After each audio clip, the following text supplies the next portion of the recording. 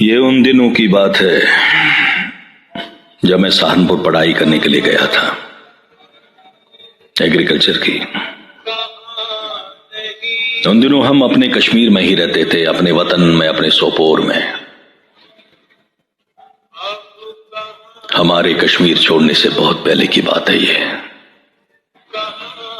मुझे 1 साल हो गया था करीबन सहारनपुर में आए हुए, और घर जाने का बहुत ज्यादा मन था। अपने सोपोर में, अपने वतन में जाने का बहुत ज्यादा मन था।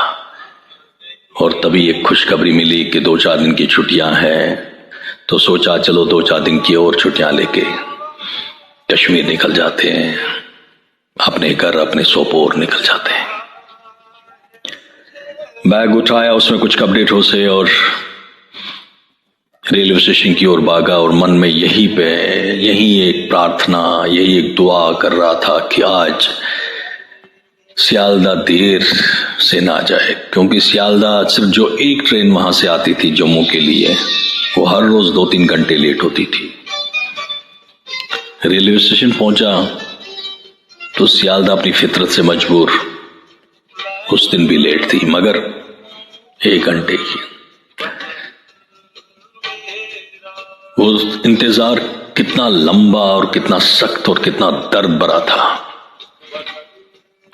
खैर ट्रेन आई, एक जनरल कंपार्टमेंट में चढ़ गए, लोग ही लोग चारों तरफ। मगर मेरे खुशी के एहसास में मुझे नहीं लग रहा था, मुझे लग रहा था जैसे किसी हवाई जहाज में आया हूं। और एक कोने में अखबार बिछा दिए, उस पर बैठ गया और बैग को सिरहाना बना के वहीं पे बस इसी सोच में बैठा था। कोई तकलीफ नहीं लग रही थी। मेरी तकलीफ उस टाइम, उस पे मेरी खुशी हावी थी। और न जाने अपने घर के ख्यालों में कब मैं नींद्रा की आगोश में चला गया।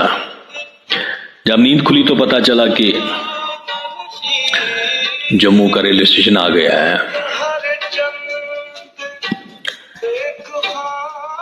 क्योंकि लेट ऑलरेडी, ये ट्रेन लेट थी ऑलरेडी और सियालदा ऐसे भी लेट पहुंच जाती थी, तो तब तक जितनी भी सोपोर की बसें डायरेक्ट होती थी वो निकल जाती थी। खैर बड़ी मुश्किल से श्रीनगर के लिए एक सीट मिल गई एक बस में, तो अंदर यही सोचा चलो कम से कम कश्मीर तो पहुंच जाऊंगा, फिर देखते हैं वहां से आगे कोई सवारी मिल जाए। यकीन मानिए रास्ते में जब खाने के लिए वो गाड़ी रोकी उन्होंने, तो मेरे से कुछ खाया नहीं जा रहा था, जबकि मैं रात का भूखा था। बस मेरा पेट भी उसी खुशी से भर रहा था। कितना ज्यादा मैं अपने घर को, अपने वतन को मैं याद कर रहा था। खैर अंधेरे में जाके श्रीनगर के टूरिस्ट सेंटर पे बस पहुंची। ये जानता था कि अब कोई बस नहीं मिलेगी, मगर उम्मीद मरी नहीं थी। मैंने वहां से ऑटो पकड़ा और पहुंचा बटमालियों सुनसान पड़ा हुआ था, सारी दुकानें बंद, चहल पहल खत्म। मगर एक छोटी सी दुकान खुली थी, तो लगता था जस्ट शायद एक उम्मीद है, इससे जाके पूछ लेता हूं। मैं उसके पास भाग के गया और बोला, भाई साहब कोई सोपोर के लिए बस मिलेगी? ऊपर से नीचे तक देखता रहा, शायद अंदर हंस भी रहा था। कहा भाई बस तो नहीं है, मगर हो सकता कोई यहाँ से प्राइवेट गाड़ी हो या ट्रक जा रही हो, तो कोशिश कर लो। उसने एक तरफ इशारा किया, जाके वहां खड़े हो जाओ। चाहे उसे झूठ भी बोला हो, मगर उसे पता नहीं उसने मुझ पर कितना बड़ा एहसान किया था। उस टाइम मुझे ये एक खुशी दी थी कि शायद कोई सवारी मिल जाए। और उसी उम्मीद के सहारे, उसी खुशी के सहारे मैं वहां इंतजार करता रहा। कुछ देर के बाद एक ट्रक वहां से गुजरे, मैं भाग के गया, हाथ हिलाता रहा, आवाजें लगाता रहा, ए भाई सोपोर ले जाओ। मगर बस जो है मेरे अरमानों को कुचल के आगे निकल गई। कुछ देर के बाद फिर एक दूर से देखा एक छोटी गाड़ी आ रही है, फिर भागा पागलों की तरह, फिर हाथ हिलाता रहा, सोपोर चलाता रहा। मगर वही अरमान को कुचल के वो भी निकल गई, मगर मेरी उम्मीद वही कायम थी, कुछ न कुछ तो जरूर मिलेगा जिससे मैं अपने घर आज रात ही पहुंच पाऊं। ऐसा नहीं है कि मैं वहां रुक नहीं रख सकता था, मेरी मासी वहां रहती थी साथ में इस अक्टूबर वर्षा में, मगर मन नहीं था। मैं नहीं चाहता था कि मेरा 1 घंटा का 1 मिनट भी इस टाइम जाया हो जाए। मैं अपने घर पहुंचना चाहता था, सोपोर पहुंचना चाहता था।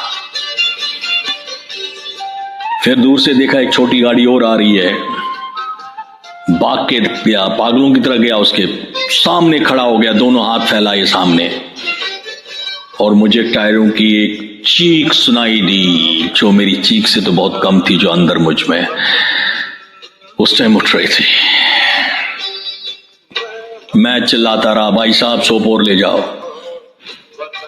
और वहां से मैंने ये आवाज सुनी कि अब पागल हो गया क्या, मरना है क्या मेरी गाड़ी के नीचे।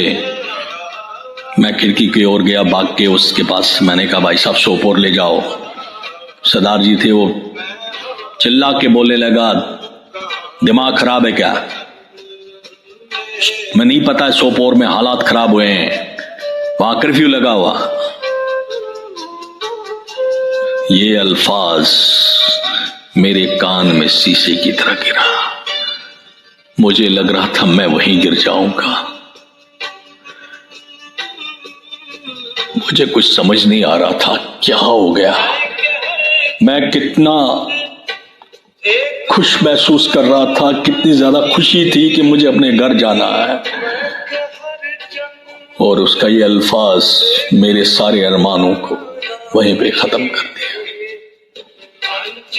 मैं ये नहीं जानता था उस टाइम कि वो कुछ दिनों का कर्फ्यू मेरी जिंदगी का इतना लंबा कर्फ्यू हो जाएगा। आज 30 साल से उस कर्फ्यू में हूं। वो कर्फ्यू आज तक चल रहा है, कब तक चलेगा नहीं पता।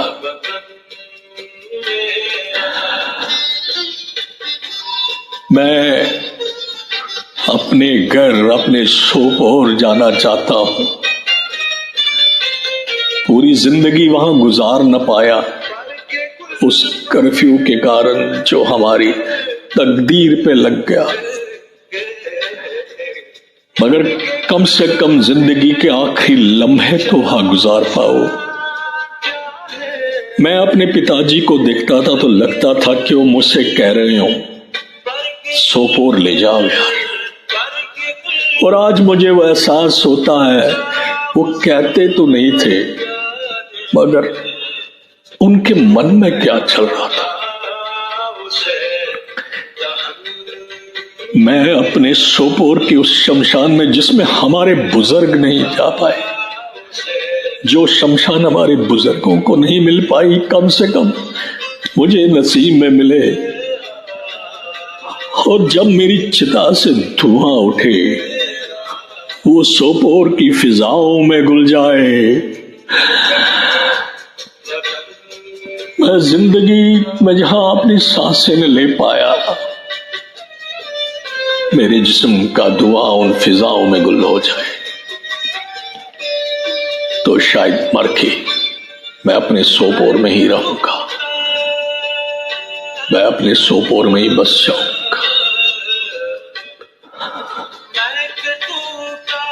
अपने वतन, अपने सोपोर में ही रहूंगा।